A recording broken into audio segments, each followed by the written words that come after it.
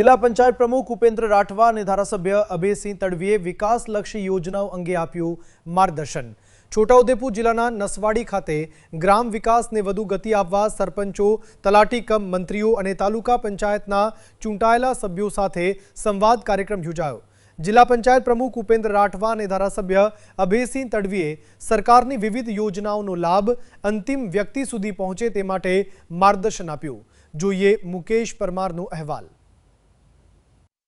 નસવાડી ખાતે યોજાયેલા સંવાદ કાર્યક્રમમાં તાલુકાના વિવિધ ગામોના સરપંચો, તલાટી કમ મંત્રીઓ તેમજ તાલુકા પંચાયતના ચૂંટાયેલા સભ્યોએ ભાગ લીધો હતો। કાર્યક્રમ દરમિયાન જિલ્લા પંચાયત પ્રમુખ ઉપેન્દ્ર રાઠવા અને ધારાસભ્ય અભયસિંહ તડવીએ સરકારની જનકલ્યાણકારી યોજનાઓનો લાભ દરેક જરૂરિયાતમંદ સુધી સમયસર પહોંચે તે માટે માર્ગદર્શન આપ્યું હતું। આ ઉપરાંત ગ્રામ્ય વિસ્તારોમાં રસ્તા, પીવાનું પાણી, સ્વચ્છતા, શિક્ષણ અને અન્ય માળખાગત સુવિધાઓને વધુ મજબૂત બનાવવા માટે જનપ્રતિનિધિઓ પાસેથી સૂચનો અને અભિપ્રાયો મેળવવામાં આવ્યા હતા। વિકાસલક્ષી આયોજન અને ગ્રામ્ય વિકાસને વધુ અસરકારક બનાવવા માટે સૌએ સંકલન સાથે કામગીરી કરવાની પ્રતિબદ્ધતા વ્યક્ત કરી હતી। મુકેશ પરમાર, પ્રકોપ ન્યૂઝ, નસવાડી, છોટાઉદેપુર।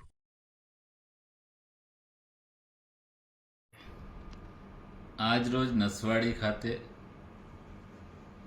ગ્રામ પંચાયત હોલમાં નસવાડી તાલુકાની 60 ગ્રામ પંચાયતના તમામ સરપંચશ્રીઓ સાથે એક બેઠકનું આયોજન કર્યું, જેમાં સરપંચશ્રીઓને પડતી મુશ્કેલીઓ અંગે એમના સૂચનો અને રજૂઆતો સાંભળી। ત્યારબાદ આ તમામ પંચાયતના તલાટીઓ સાથે પણ બેઠક કરી અને તલાટીઓને કોઈ રજૂઆતો હોય, કોઈ હકારાત્મક સૂચન હોય એની પણ ચર્ચા કરી અને નસવાડી તાલુકાના વિકાસ માટે, જિલ્લા પંચાયત માટે સારામાં સારું શું કરી શકાય તે અંગેની ચર્ચા આ બંને બેઠકોમાં કરવામાં આવી।